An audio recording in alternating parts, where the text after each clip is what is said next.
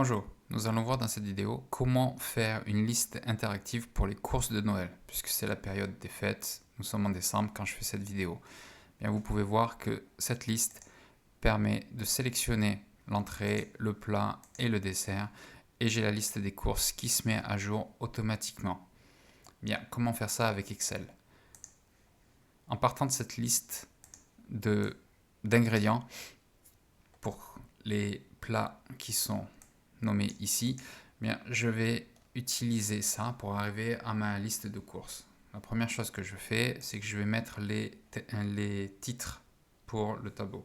Donc ça va être quoi? Ça va être le type de plat, si c'est un dessert, si c'est une entrée ou si c'est un plat. Là, c'est plutôt les ingrédients. Là, c'est les quantités. Et ici, les unités. Bien.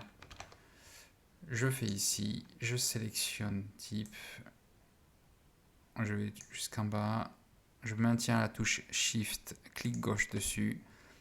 Et maintenant, je vais utiliser Power Query pour nettoyer ces données, puisque vous voyez, il y a tout plein de lignes vides, d'espaces qui sont plus ou moins régulières. Des fois, c'est 3, 2, 3, des fois, ça peut être 1, etc.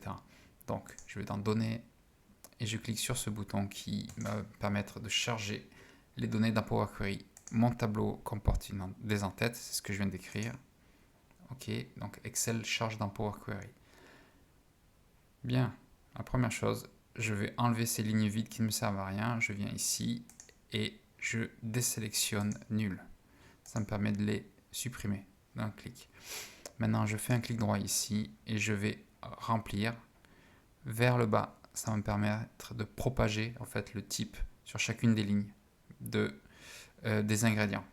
Maintenant, j'ai un souci puisqu'en fait, j'ai le titre, enfin le nom des plats qui se trouve dans la même colonne que les ingrédients. Donc on peut voir bûche de Noël et puis après il y a les ingrédients pour le faire.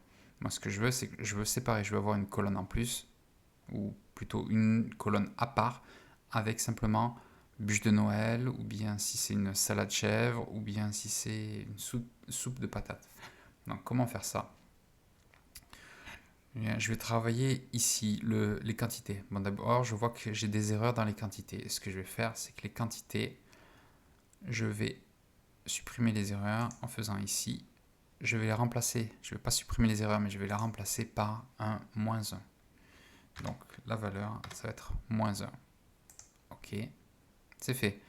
Maintenant, je sélectionne la colonne et je fais remplacer la valeur. Eh bien, je vais remplacer la valeur nil par moins 1 aussi. Parce que je sais que maintenant, chaque fois que j'ai moins 1, ça me correspond à mon plat, le nom de mon plat. Bien, je vais ajouter une colonne et ça va être une colonne conditionnelle. Je vais faire tout simplement le plat. Donc, la colonne que je veux, c'est les quantités, est égale à moins 1. Et qu'est-ce que je veux? Je veux pas un nombre, je veux que ça soit une sélection d'une colonne. Je vais ici et je sélectionne bien les ingrédients. Même si c'est pas un ingrédient que je veux, mais c'est dans la colonne ingrédients. Je fais OK. Et j'ai ma bûche de Noël, j'ai ma salade, et après j'ai plus rien. Donc comme tout à l'heure pour le type de plat, si c'était un plat, un dessert ou une entrée, je fais un clic droit sur la colonne et je fais ici remplir vers le bas, ce qui me permet de propager. Juste pour que ça soit du bon côté, je le déplace ici. Et maintenant, pour éviter la redondance, je vais filtrer et j'enlève le moins 1. Comme ceci. Et maintenant, j'ai bien dessert, bûche de Noël, les ingrédients qui correspondent et le quantitatif avec les unités. Très bien. On pourrait dire qu'on est prêt. Je vais vous faire voir qu'en fait, on n'est pas prêt, mais je vais vous montrer. Je fais fermer et charger, comme ça. Donc, il va créer une nouvelle feuille et il va mettre le tableau. Très bien, j'ai ça. Eh bien, qu'est-ce que je peux faire? Je peux faire directement un tableau croisé dynamique. Ok, je crée mon tableau croisé dynamique. Et maintenant, qu'est-ce que je veux? Bien, je veux les ingrédients, les quantités et ici, eh bien, je vais insérer segment. Un segment sur quoi? Sur type et sur le plat, puisque je vais pouvoir sélectionner. Ici, je peux sélectionner mes desserts et je veux la bûche de Noël. Mais maintenant, quand je veux sélectionner l'entrée, il n'y a plus rien. Pourquoi?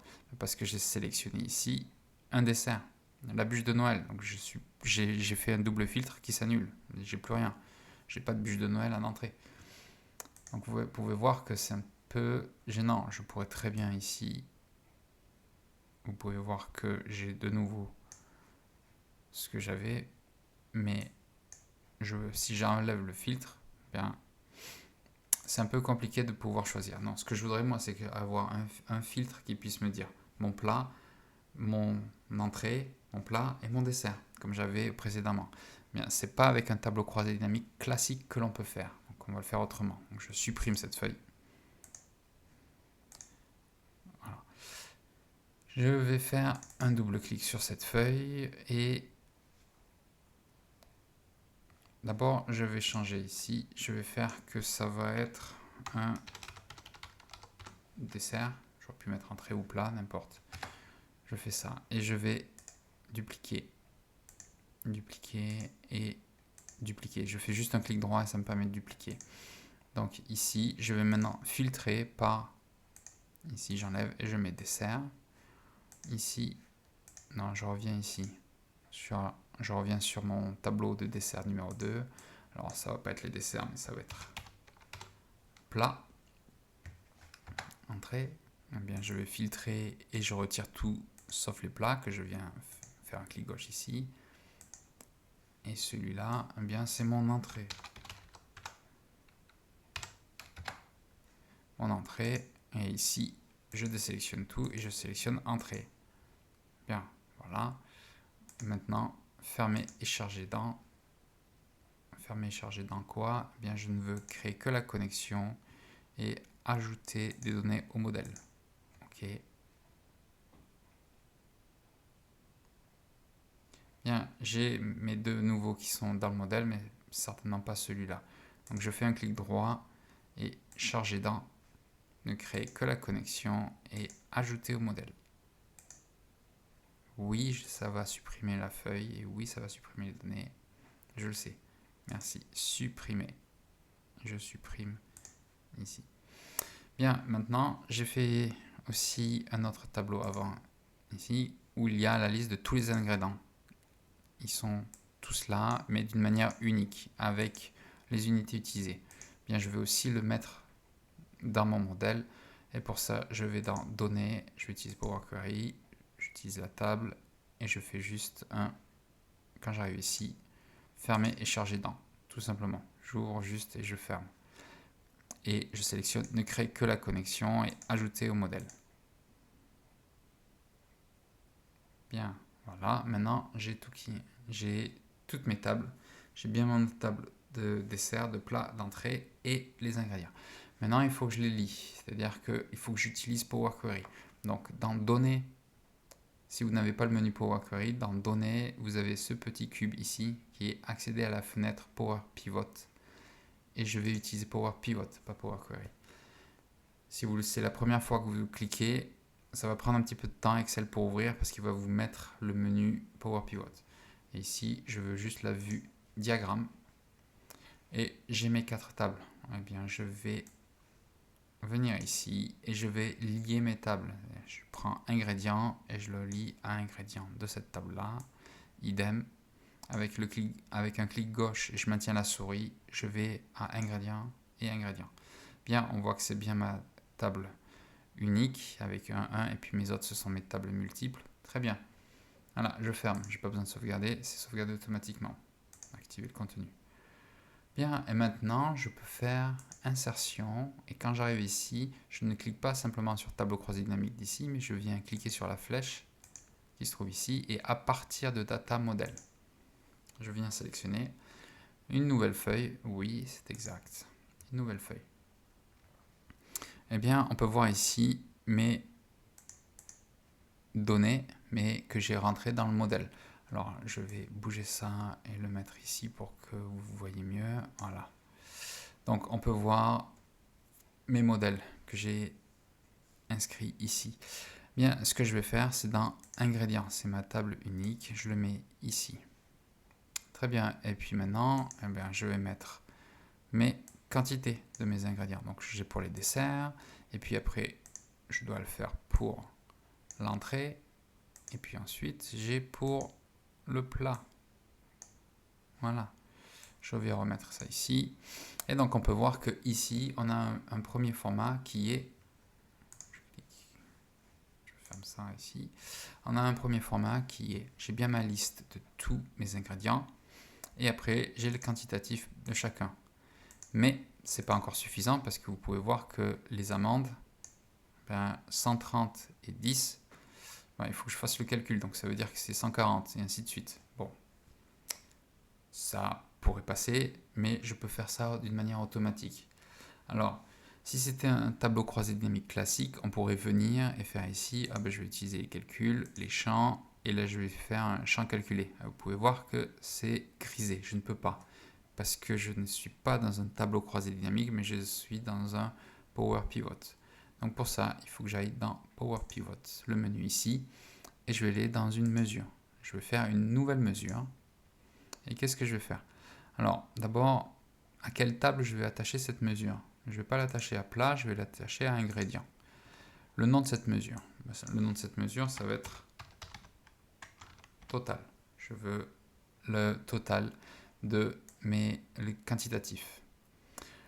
Et maintenant la formule. Bien, je commence à écrire quantitatif. Vous pouvez voir que ici, j'ai les 3 colonnes quantitatives de chacune des tables, et j'ai aussi ici le calcul somme qui correspond à ce Power Pivot, le calcul qui est fait ici. C'est ce que je veux. Je sélectionne, je fais tab, et je fais plus, et je fais quantité, ici. Je sélectionne le deuxième, plus, maintenant, et je fais quantité. Je sélectionne le dernier, et voilà. Je vérifie la formule, aucune erreur, on est tout bon. Ok, et voilà. Et j'ai mon total. J'ai le total des 3. Alors on vérifie, 130 plus 10, ça fait bien 140. J'ai 200. Où est-ce que j'ai 430 plus 65 plus 410. Eh bien, on peut voir que c'est bien 905 quand je sélectionne. Très bien. Eh bien, maintenant, je peux carrément enlever mes colonnes de mon tableau et ne garder que la colonne que je viens de faire, qui est ma colonne mesure totale. C'est super. J'ai mon total. Bien, j'ai mon total de toutes. Je ferme ça. De tous mes ingrédients. Mais maintenant, il faut que je filtre. Je vais quand même filtrer. Donc, je viens ici et insérer un segment. Bien, je vais faire un segment sur quoi? Je vais faire un segment sur mes plats. Donc, je vais prendre le plat qui se trouve ici. Voilà. Le plat et le plat. Ok. J'ai mon plat. Alors, je le mets de manière aléatoire. Alors, bûche de Noël, oui, ça doit être bien le dessert. Avocat, créole, ça, à mon avis, c'est l'entrée. Et ici, une blanquette de dinde, ça ressemble pas mal à un plat.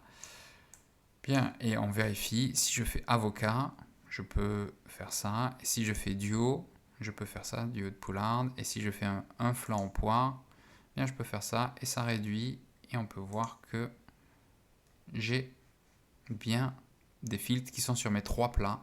Et j'arrive, entrée, plat et dessert, et j'arrive à voir le quantitatif. Donc ça marche, c'est super, c'était ce que je voulais faire. Ce que l'on ne peut pas faire avec un tableau croisé dynamique. Maintenant, si on continue un petit peu le formatage, bon, d'abord, le total général, ça ne veut rien dire. 2724 quoi? Je ne sais pas. Donc, je vais retirer, si je viens plutôt ici, les totaux, je désactive, j'enlève ça parce que ça ne sert à rien. Une chose aussi, c'est que j'aimerais bien voir les unités quand même. Donc, il faut que je mette les unités. Je vais remettre ça. Là, il vous dit qu'il manque des connexions. Non, il ne me manque pas, c'est exactement ce que je veux. C'est comme ça que je voulais. Donc dans ingrédients, je veux mettre les unités en plus, ici. Très bien. J'ai mes unités. C'est super, c'est ce que je voulais. Mais le formatage, je vais le changer. Je vais prendre un formatage par tabulation. Ça me permet de voir l'ingrédient, l'unité et le total, la quantité. Je vais enlever ces petits moins plus qui ne servent à rien parce que je veux voir tout le temps. Je ne veux pas faire disparaître l'unité.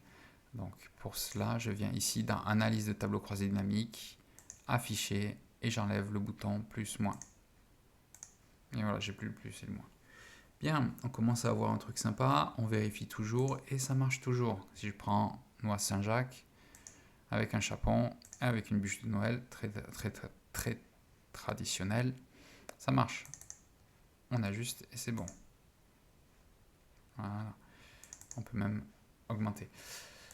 Très bien, ben maintenant j'ai plus qu'à mettre un petit peu en forme tout ça. Qu'est-ce que je vais faire? Moi, je vais aussi prendre et augmenter un petit peu la place, comme ceci.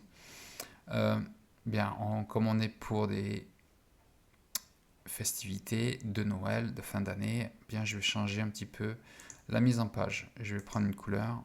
Bon, il y a tout un tas de couleurs, mais on va dire que le rouge, ça peut être pas mal pour ça. J'ai le rouge ici, donc j'ai tout mon thème qui a changé. Donc si vous allez dans un tableau, vous pouvez voir qu'il est plus en bleu, mais il est en rouge-orange. Et je suis ici. Alors, je vais changer le thème du tableau croisé dynamique. Si je vais dans Création, ici, et je vais aller en plus bas. Je vais venir ici. Je viens chercher une couleur bien rouge. Tant qu'il est un peu. Donc, j'ai bien ça. Et ce que je vais faire ici aussi pour les segments, je vais venir chercher le rouge foncé. Mais ce que je vais faire dupliquer. Et je vais mettre sans bordure. Vous n'êtes pas obligé de mettre sans bordure le nom comme ça, mais c'est pour me rappeler. Et j'enlève les bordures. Ok. Ok. Je sélectionne les trois et je viens sélectionner sans bordure. Ici, et je n'ai plus de bordure. Et mes segments marchent toujours. Très bien. Je vais enlever le quadrillage, affichage. On retire le quadrillage. Bien. Hop, le quadrillage, j'ai dit, on peut retirer la barre de formule si vous voulez gagner de la place. Je vais la retirer aussi ici. Il n'y a pas vraiment de formules qui vont se faire par ici. Après, je vais mettre un petit peu plus de place pour pouvoir avoir mes segments comme il faut. Je prends ce segment comme ceci. Je prends ce segment et je l'agrandis un petit peu.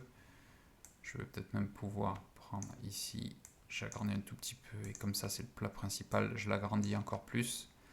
Ça me permet de voir ça. Je sélectionne les trois maintenant, la touche Shift. Et maintenant je peux agrandir les trois. Voilà, ce que je vais faire, c'est segments, je vais les aligner. On les aligne en haut. C'est très bien, comme ça au moins ils sont bien alignés. Bien, j'ai quelque chose qui commence à être pas mal. Maintenant je vais mettre un titre. Bien, je vais faire insertion, je mets une illustration, forme, le carré, j'aime bien le carré. Alt, j'appuie sur Alt, ça me permet de m'aligner au quadrillage. Voilà, je fais un double clic dessus et qu'est-ce que ça va être? Je vais dire que c'est les courses de Noël. CTRL A pour tout sélectionner, accueil, centré en haut, voilà, et je vais augmenter la taille, les courses de Noël. Bien, on a un truc qui commence à être sympa. Ici, je vais mettre un format, ici, je vais mettre un petit effet, histoire que ça change. Je viens prendre cet effet, le prédéfini 2, bien ici. Et en plus de ça, ce qu'il faut faire, c'est, on a la couleur rouge, mais il faudrait peut-être quelques logos, symboles de Noël. Eh bien, je vais faire ici dans Insertion, Illustration, Icône. Et ici, tout simplement, marquer Noël. Et j'ai les icônes, donc je peux en prendre 3, j'en avais pris 3, mais je vais prendre un peu plus là. 1, 2, 3, 4, je prends celles qui sont vides ici. Et je prends le cinquième ici. 1, 2, 3, 4, 5. Ok, insérer ces 5. Voilà, j'ai les 5 qui sont insérés. On va les mettre plus petits. On peut voir que ça rentre bien. OK. Alors l'inconvénient, c'est dès que vous lâchez et dès que vous les mettez comme ça, bien en fait, vous allez avoir du mal à les sélectionner. Vous pouvez voir que quand je suis arrivé à en sélectionner un ici, et après celui qui ici je ne peux pas, celui qui ici je ne peux pas, celui-là j'y arrive, et celui-là il est pile sur le filtre. Alors ici, pas de panique, on va dans ce petit bouton et on fait sélection des objets. Et comme ça, on va pouvoir... Oups, c'est pas le bon, ça n'empêche que je peux me tromper. On va pouvoir sélectionner une partie des objets. Pardon. En théorie. Si je sélectionne ça, voilà, j'en ai sélectionné quelques-uns que je peux prendre et que je bouge. Voilà. Celui-là, je peux le mettre ici. Et celui-là, je peux le mettre ici. Et maintenant, je peux tous les prendre comme ceci. Et avec l'alignement, je vais pouvoir alors les aligner au milieu et puis après les aligner distribution horizontale. Maintenant, c'est beaucoup plus joli. On fait un remplissage en blanc. CTRL D, ça me permet de pouvoir les prendre et les mettre ici de l'autre côté. Et maintenant, j'ai plus qu'à sélectionner le segment ici, segment ici, segment ici. Et je les aligne aussi en haut, ça me permet de revenir. Et ne pas oublier, il faut que je désélectionne ce petit bouton. Comme ça, je peux vraiment aller dans la case si je veux. Et maintenant, vous pouvez très bien choisir un dessert. Ah oui, et là, un petit détail, c'est qu'on a plat, plat et plat. Donc, quand même, histoire que ça soit comme il faut. Je fais un clic droit sur mon segment, paramètres des segments. Et ici, bien, qu'est-ce que c'était? C'était l'entrée. Ok, ça c'est le plat. Et paramètres du segment. Ici, c'est le dessert. Entrée. Voilà, donc maintenant je peux sélectionner n'importe quelle entrée, plat ou dessert que je veux. Et on peut voir que j'ai ma liste qui se met automatiquement à jour. Je peux même en sélectionner plusieurs si je veux prévoir pour le 25 et pour le jour d'après ou le soir. Et ça me permet d'avoir ma liste complète. Voilà, merci.